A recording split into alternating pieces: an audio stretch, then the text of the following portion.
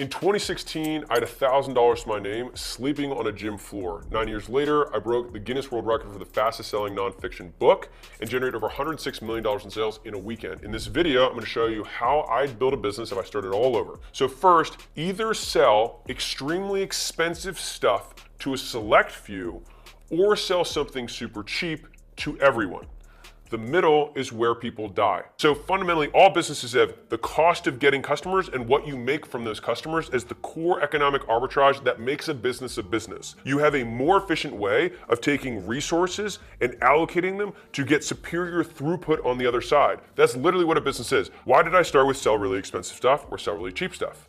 Let's dive in. So having worked with thousands of businesses now, I can tell you that it is significantly easier when you're starting to sell extremely expensive to a select few. And the reason for that is that you have to make enough money to be able to serve the masses. So if you look at Tesla as a great case study for this, Tesla started with a $250,000 Roadster, clearly selling to a select few. And it was like a beta test car. So like it definitely wasn't like completely street ready, all this stuff.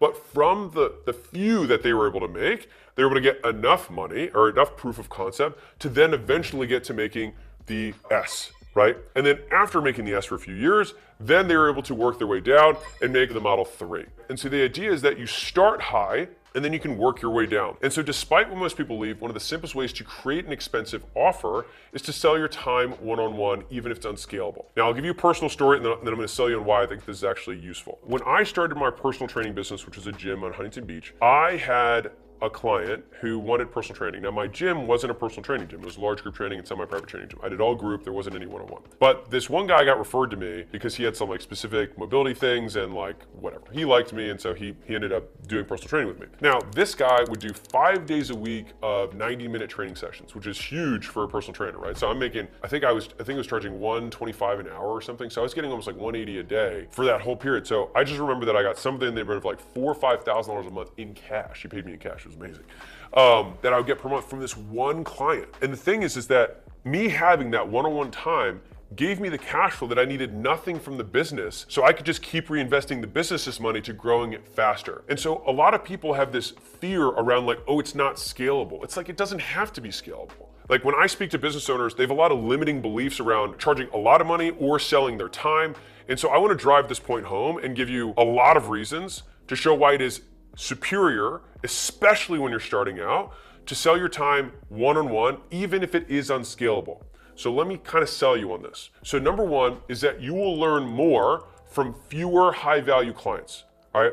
And if you're around those higher value clients, you will work with better people and it will shift your belief set about who really is in the market, right? Like if you've ever struggled to sell a $50 membership as someone who has, it's insane when all of a sudden someone's like, here's 15 grand. You're like, what just happened?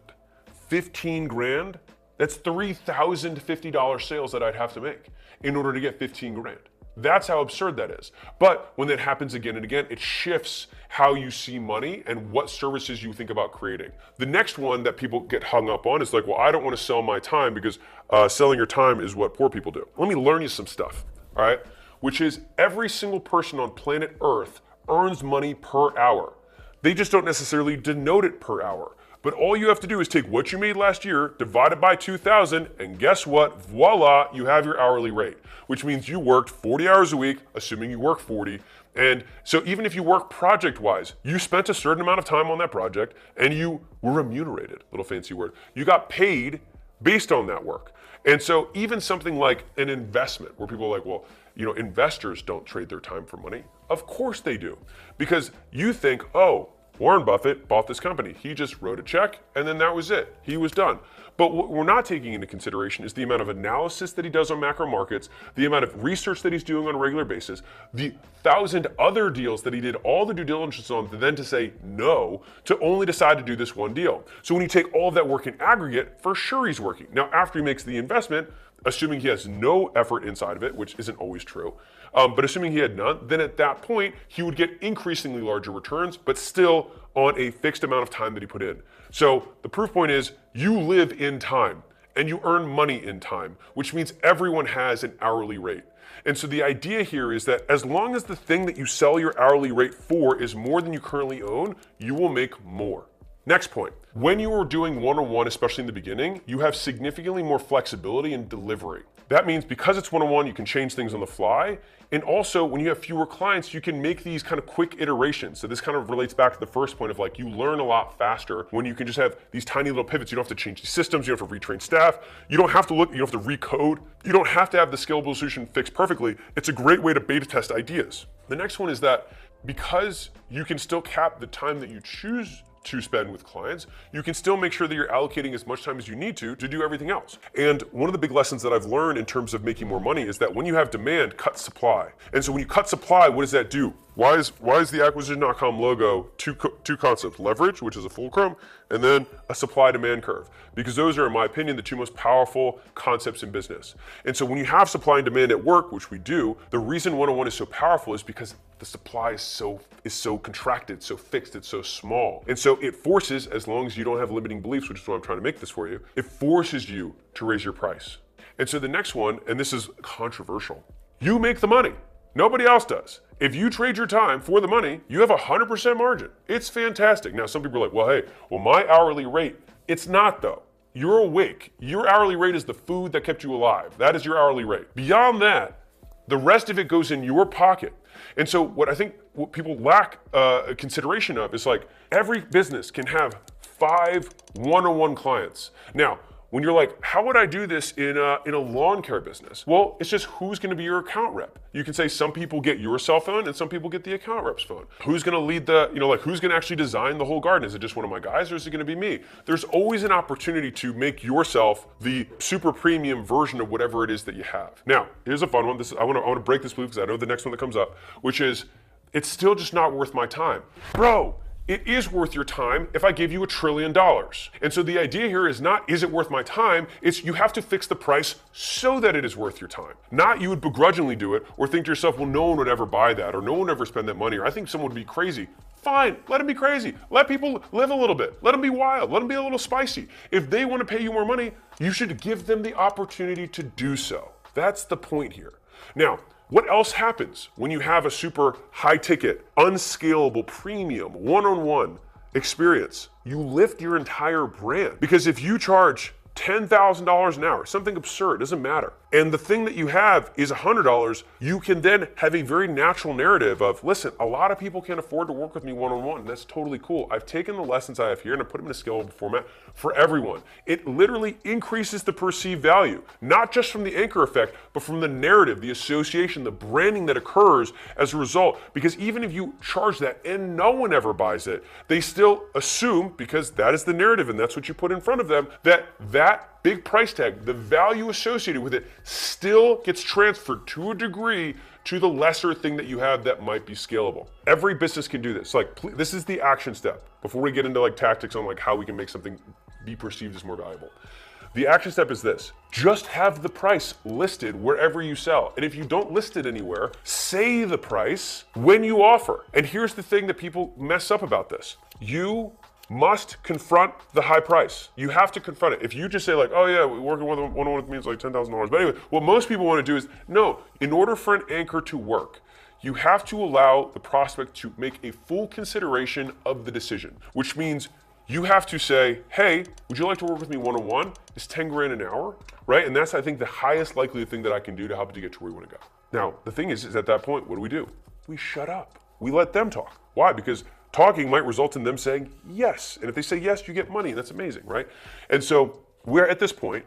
Right now, if they then bulk, you say, don't worry, I'm gonna pull out a couple of the components of this and give you this thing that has 90% of the elements of this first thing, but it's significantly more scalable. How's that work for you? They're like, oh my God, thanks so much. This sounds amazing. This is exactly what I need. And they buy. But the thing is even if, and let me do the math for you, because this is important. Let's say you have a $100 thing and you have a $1,000 thing. And let's say of the 100 people, 10 of the 100 are buying the really expensive thing. So 90% of people buy the $100 thing. What does that do to your business? Guess what it does?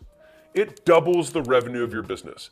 And not only that, all of that incremental revenue, the stuff that came from those top 10 people, is 100% margin. So let's say that on your 100, you make 40% margin. So you're actually making 40 bucks on those 90 people. So you're making $3,600 in profit off of 90 of your 100 buyers. Now of the other 10, you make 10 times 1,000, so you make $10,000. So you actually make 3 times the profit on your expensive thing and 1 times the profit on your cheaper thing. So 3/4 of what you make comes from this thing. That's why people miss it, is they don't get the math behind it. You have the expensive thing because even in tiny, tiny volumes, lots of zeros still add up. And so if you're getting started, I would strongly recommend, even if you have a scalable thing, even if you're on school, you have a community, you charge $100 a month, whatever it is, have something that's $1,000 a month. Have something that's $10,000 one time.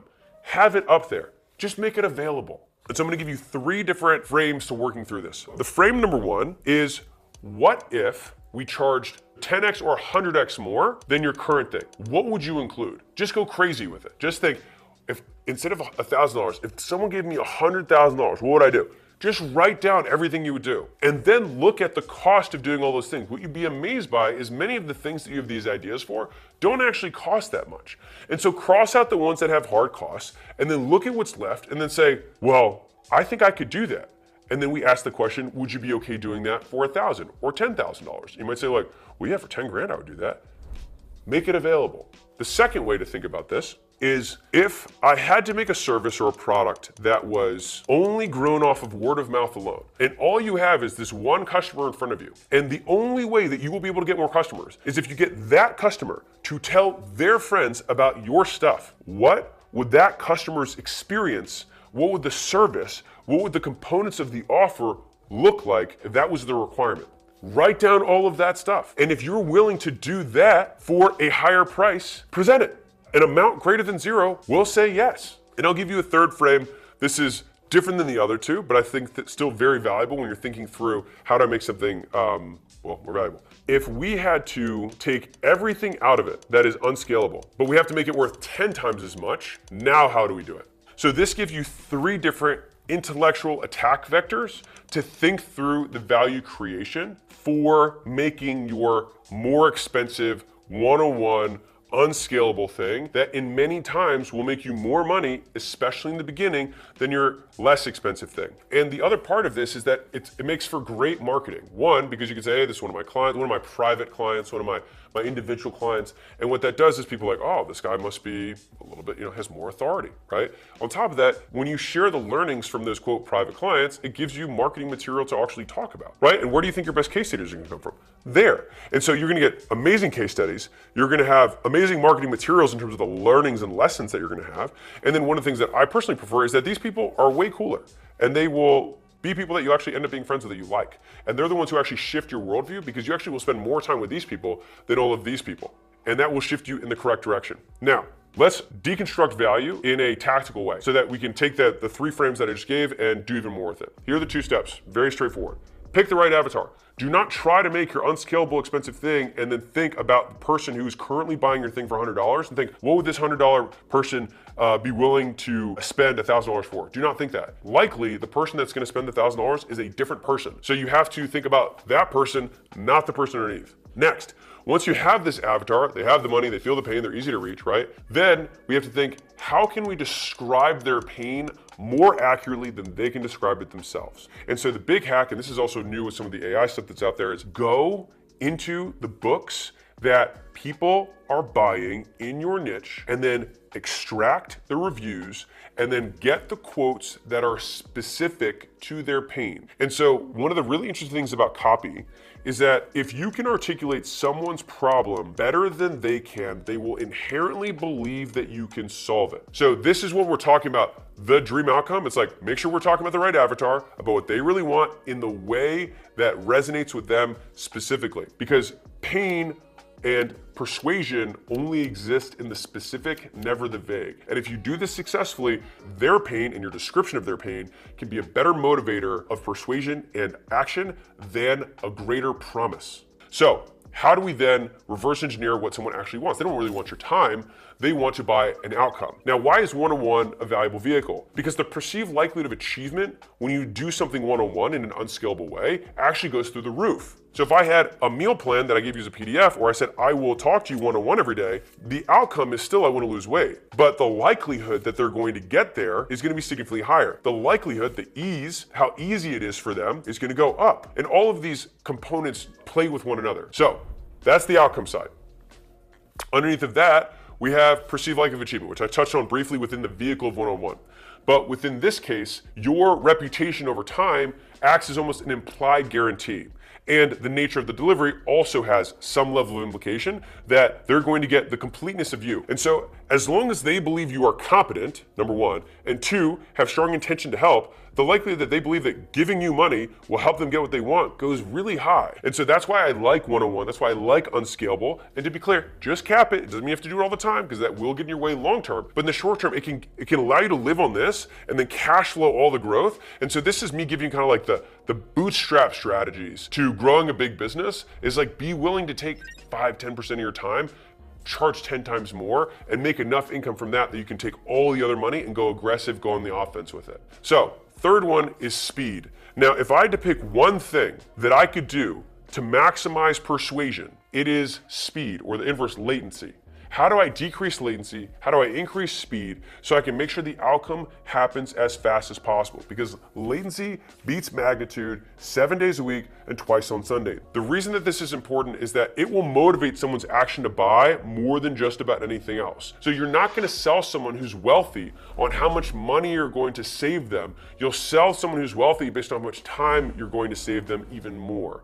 Because money has an implicit value. Their time is the one that over time will become significantly more valuable than money. One of the things that anyone can do to sell that expensive thing is just take whatever the delivery time you currently have is and cut it in half, cut it in 2/3. And if you have a one-on-one service or a higher tier service that should add a 0 or more, you can just say you will always have priority. You will always be first in line. When I have a new thing, you'll be the first one to see it. Whenever there's an emergency, you'll be the first one to respond. I'll pull someone off a job to come to your house. All of these things are about speed. Those things, like, think about the vectors of value.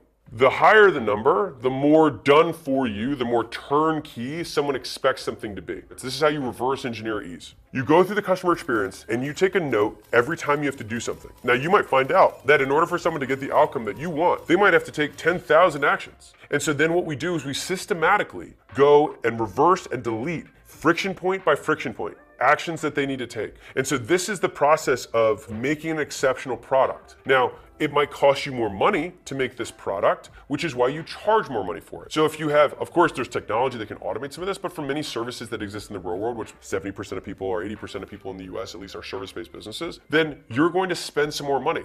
Now, here's the magic of this. Well, some of my business relies on other vendors or other parties. Guess what happens when you charge 10 times as much? You can pay them more to prioritize your customers. And so this allows you to make your own priority ring on top of that, that allows you to consistently outcompete competition because you pay your vendors, you pay your partners better than anyone else does because you have this service tier.